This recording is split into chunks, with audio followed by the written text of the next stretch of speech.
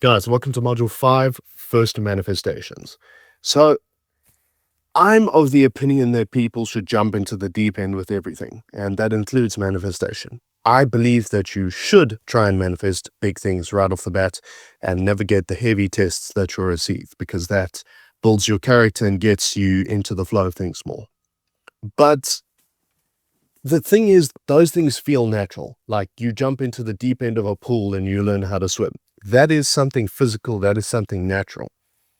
But with manifestation, it doesn't feel natural because it's something that we are all doing all the time, but we've forgotten how it consciously works.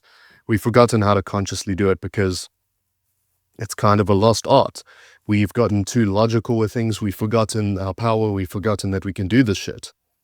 So our brains can't really comprehend that something can happen without any logical go get it type of thing.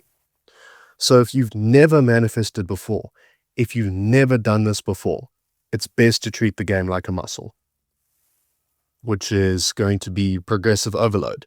So for your first manifestations, I am of the opinion that you should treat them like a muscle. So you start with a bar and then you start adding weight, because all data is present constantly, but there is a part of your brain called the reticular activating system, which filters what becomes conscious and important.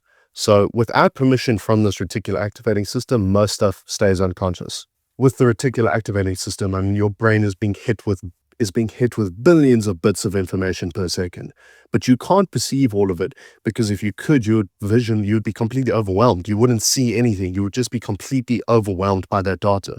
So your reticular activating system filters everything out that it doesn't think is important.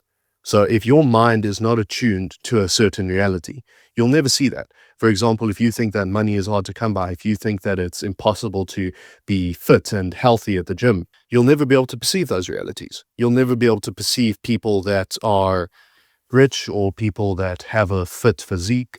You'll see them, but then your mind will just tell you, oh, well, they're taking steroids. Oh, they must have done something bad. Oh, I could never do this. This could never be me.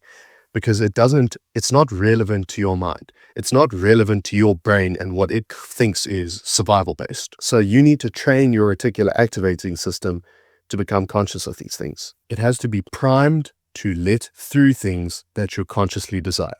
Most of the time, your brain, through the reticular activating system, the default mode network, and other filtering areas, blocks everything that it doesn't perceive as important, that it doesn't perceive as important or safe or aligned with your identity. So in order to consciously start training it to respond to your conscious desires, you have to start small.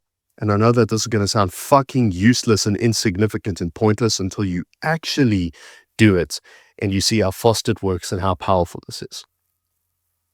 So I want you to start with the color method. I want you to sit still, stop your thoughts for just a second, and notice the environment. Then I want you to pick a color in your head, say red. And then I want you to start looking for it in the environment. So for example, me, I'm choosing red right now. I'm looking around me. I count 1, 2, 3, 4, 5, 6, 7, 8, 9, 10, 11, 12, 13, 14, 15, 16 things that are red. And this is just in front of me. I haven't turned my head. This is just in front of me, just from things that I'm perceiving, because I've locked my reticular activating system onto perceiving things that are red. You'll realize how abundant everything is in the environment. Like, I cannot think how abundant the colors that I'm thinking of are in this environment. And this is a small environment that I'm in. I'm just in an office right now.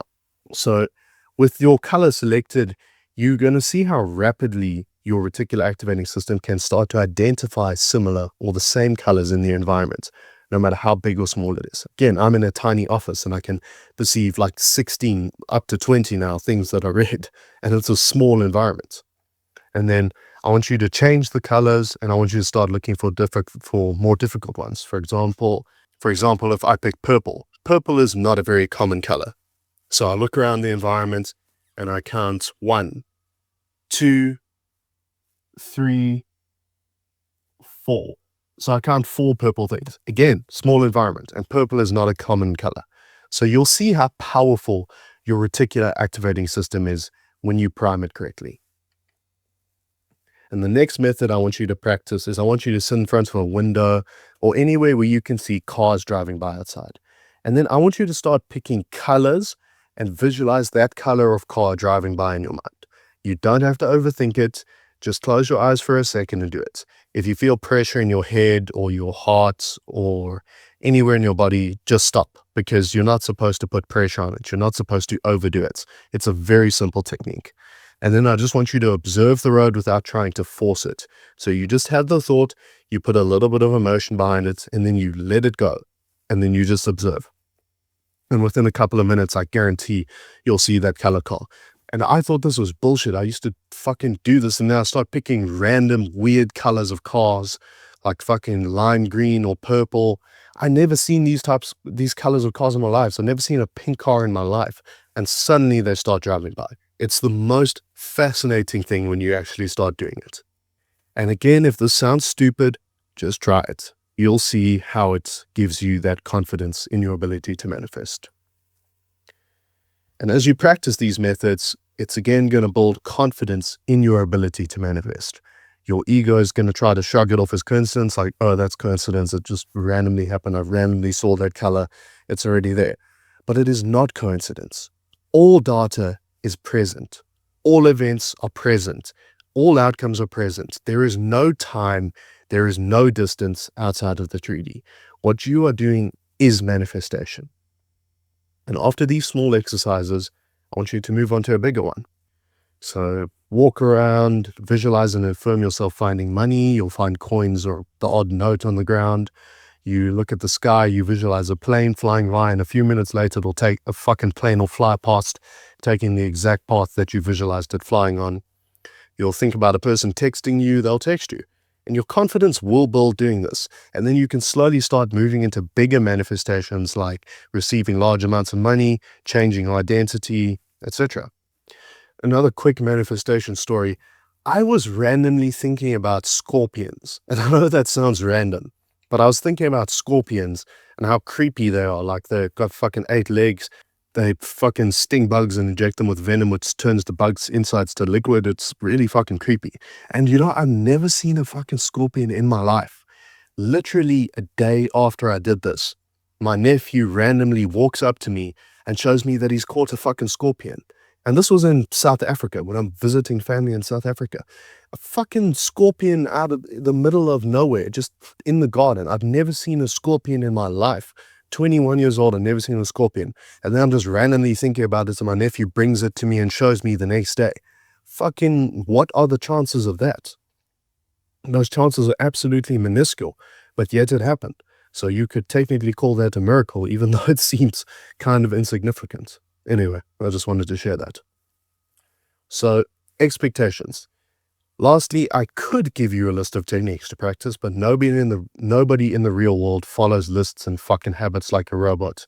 Fuck the morning routines and shit, man. This all needs to become natural. So I'm going to leave this as simple as it needs to be so that these can become simple, consistent things that you can do in your everyday life.